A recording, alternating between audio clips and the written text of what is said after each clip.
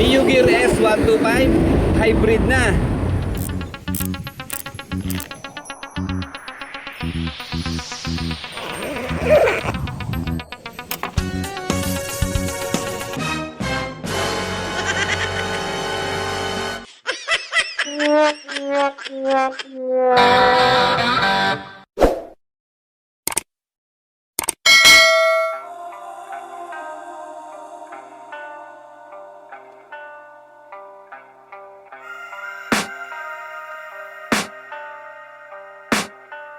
I can hear the demons call when they do what they do. And now I feel like taking off, find a place with a view. The pain is never gonna stop if it's controlling you. I know that time can heal it all, I just gotta get through. I just gotta get through, I just gotta get through. Cause I feel like taking off, find a place with a view. The pain is never gonna stop if it's controlling you. I know that time can heal it all, I just gotta get through. Sometimes I feel like all is lost, but I know it's not true. I wanna put up all my walls cause I'm not in the mood. But then I cut myself off from the rest of the room. I know that Okay, nabalitaan po natin sa Facebook page nitong Premyo Santa Cruz Laguna. Kararating lang po kahapon yung bagong labas ng Yamaha Mio Gear S125 na hybrid. Sa mga naghahanap nga po, ito yung kanilang eksaktong address at contact number. Last week po natin ito hinahanap. So buti meron na nga po dito sa Premyo Santa Cruz Laguna. Dito lamang po ito sa Sambat. Ang available lang po dito itong matte brown. May dalawang kulay pa po ito, yung ceramic gray at saka basalt gray. Hinahanap ko po yung unang version para magawa natin ng comparison. So siguro ibukod natin na video yon. Dito muna tayo sa Mio Gear S125 na hybrid. Okay. Para sa akin mga ka-riders, nagustuhan ko yung improvement na ginawa dito po sa Gear S. Unang-una sa looks, dito po sa headlight, makikita nyo naman, medyo lumiit na siya, no? Hindi katulad doon dati, medyo malapa. Na-compress po yung kanyang headlight. Kita nyo, mas humaba, mas naging maangas yung forma niya. Pero kahit mas humaba po, hindi tayo masisilaw kasi yung direction po ng kanyang ilaw or ng headlight payuko. Naka-LED po dito sa headlight. Sa turning signals po dito sa harap ay bulb pa rin po ang nakalagay. Dito po sa mga ilaw sa likod, mula po sa stoplight, taillight at turning signals, pare-pareho pa rin pong bulb. Pero maganda naman po dito yung forma ng kanyang tail. Para siya nagkaroon dito ng shield na kulay black. Hanggang dito sa side profile, mas pumorma siya tignan. And then naka 3D emblem pa rin po dito sa model name na Gear S. And then ang emblem po or logo ng Yamaha nandito rin sa side profile. And then brand na Yamaha.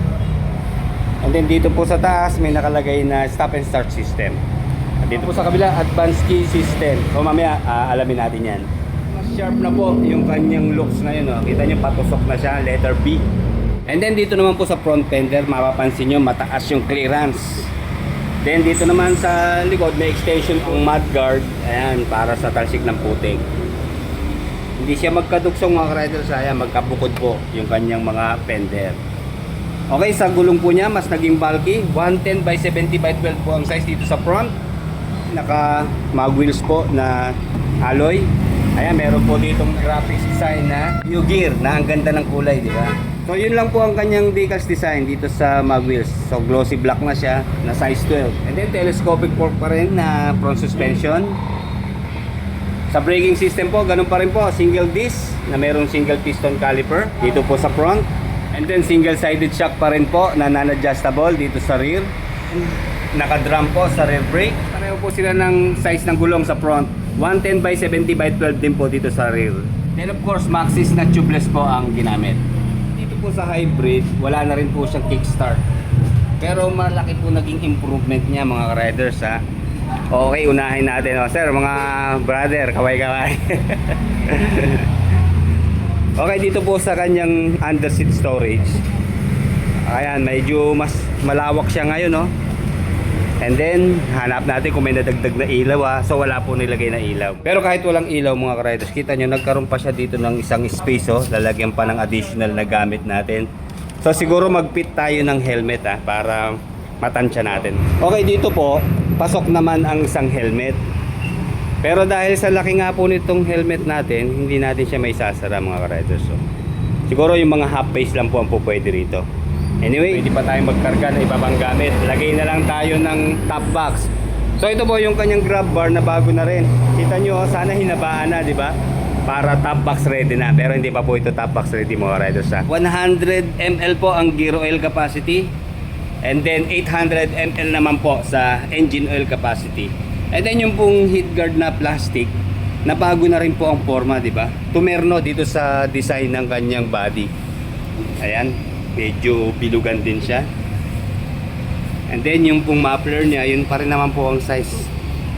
Hindi naman siya masyadong bulky. And then air cooled pa rin po ang cooling system. Ito po yung kanyang fan cover. So kadugsong po ng fan cover itong protection sa elbow. And then ito pa po ang isang improvement na ginawa. Dito po dati kasi nakapwesto ang battery yung unang version po ng Gear S. So dito naging OBD scanner na. Malaki na po ang tangke niya ngayon. Nasa 5.1 liters na. Kung dati po ay 4.2. So malayo-layo na rin na mararating to. At ang maganda pa po dito, mas nag-improve po yung kanyang fuel consumption. Sa manufacturer's claim po, umaabot po ng 62 kilometers per 1 liter. Pero alam nyo, kahit mga 50 kilometers per 1 liter, sulit na po yun. And then, top speed na umaabot hanggang 110 kilometers per hour. Observe naman natin yung seat cover. Bali, single tone lang po na kulay brown. At makapal po yung upholstery. Wala na po itong stitches mga riders ha. Ayan, tamang-tama lang naman yung kanyang lapad. So, tamang-tama po to sa mga Pinoy riders kasi hindi po binago yung kanyang seat height. Nasa 750mm pa. And then, 135mm pa rin po sa ground clearance. At may timbang po ito na 95 kilos sa wet weight. And then, another improvement mga riders, mas pinalapad na yung gulay board or floorboard. At nandito na rin po ang pwesto ng battery sa gitna. And then may extension dito po sa footboard. Yung isang features po niya na bago, yung advanced key system. Bali, meron na po siyang parang remote. Pero locator po ito mga riders. In case na magpapark tayo, nalimutan natin, isang pindot lang malulokit natin. Tutunog po itong motor na to. So meron po siyang answer back system. Dito po sa ignition niya, ayan, meron na po rin siyang shutter key lock. And then, ito pa nadagdag po, meron siyang utility hook na may lock dito po sa harap. At isa pang nadagdag dito po sa ilalim ng upuan, meron pa rin pong utility hook na may lock din. So ayan, pag mamamalengke tayo, marami tayo may kakarga. Meron pa rin po siyang dalawang pocket dito sa left and right side. Maliit nga lang po dito sa right side at medyo malalim po dito sa left side. Kasyang-kasya po dito ang cellphone, mineral water, ayan, pasok dyan. At ang kanya pong charging port, ito power outlet. Bibili pa po tayo ng converter para makapag-charge po tayo ng Type A or Type C. Nanalo talaga sa upgrading. Full digital na po yung kanyang instrument panel. Kung dati po ay full analog, ayan, mas malinaw na natin mag-view yung ating speed, fuel indicator, at yung iba-iba pa natin mga signals. Yun lang mga riders dahil kararating lang po, wala pa pong battery na naka-install. Okay, sa mga button naman po, dito po sa left side, high beam, low beam, turning signals, horn. And then dahil ito po ay S, ayan, meron po siyang stop and start system. Ito po yung device na kapag naka-activate, kusa po magsha-shutdown ng ating motorsiklo kapag napa-traffic ng mga 3 to 5 seconds. And then, pag i-start, isang pihit lang sa kanyang throttle, start na uli. And then meron po siyang hazard lamp switch, turn off, turn on, and then electric starter push button. Dito po sa kanyang mga brake levers, dito po sa left, meron po itong park brake lock. Ayan. In case na downhill o uphill, ma-traffic tayo, gamitin po natin yan. Then pag i-unlock, sampigalan. And then isa po sa special features ditong si Mio Gear S Hybrid, meron na po itong electric power assist. Ito po yung nagpo-provide na para ma-boost yung ating smooth acceleration, lalo na po sa mga standstill or steep inclines.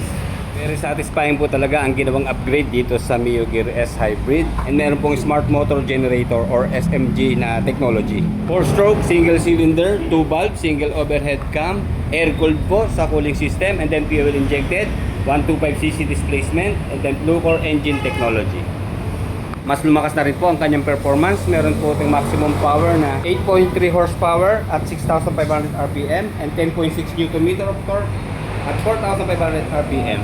And then meron po rin po itong Yamaha Connect or Y-Connect para ma-monitor po natin sa ating mga smartphone yung condition po ng ating motorsiklo, lalo na sa maintenance.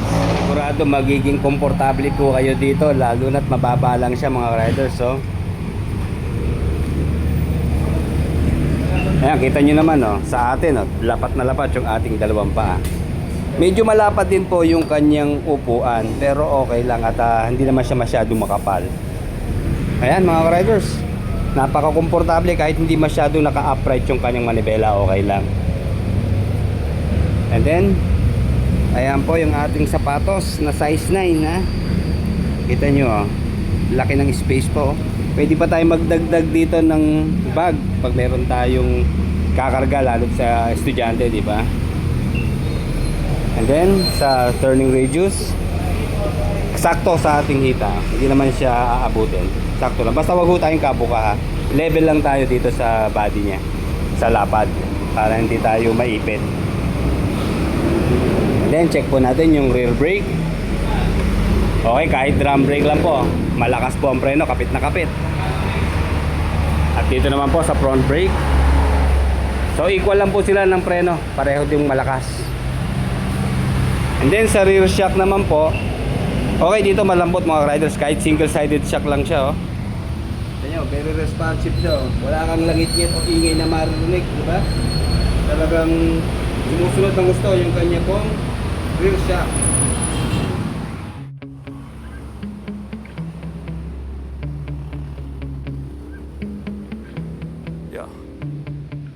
Sometimes I get so mad, there's no control in me. My thoughts get so bad, I'm like, I might grab a bat, I don't know. My wrath, my blood boils over like, oh God, here goes. I lost all feeling from my head to my toes. You said some shit that I can't let go, so just stay tuned for the rest of the show.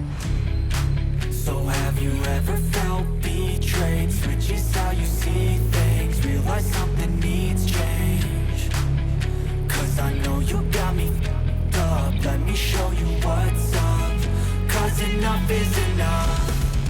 I'll take a face full of pavement just to make a statement. I know there's no turning back. Oh God, adrenaline wasted, so mad I can taste it. I know there's no turning back. I'll do what it takes, I ain't making mistakes like that. I'll bleed on your face to make you go. Parang man po sa updated price nitong Mio Gear S125 na hybrid ngayong pong June 9, 2026. Ang cash price po niya dito po sa Premio Santa Cruz Laguna, mura po dito mga riders 81,500 po sa cash. And then ang down payment po nila ay nasa 6,900. Sa isang taon po 7,980 monthly. Sa dalawang taon po 4,700. At sa tatlong taon naman po ay 3,630. And then may rebate pa po silang 200 pesos kapag update po tayo magbayad. So sa mga interesado po pasya lang kayo dito sa Sambat, Santa Cruz, Laguna. Malapit lang po ito sa McDonald's, yan, katabi ng McDonald's.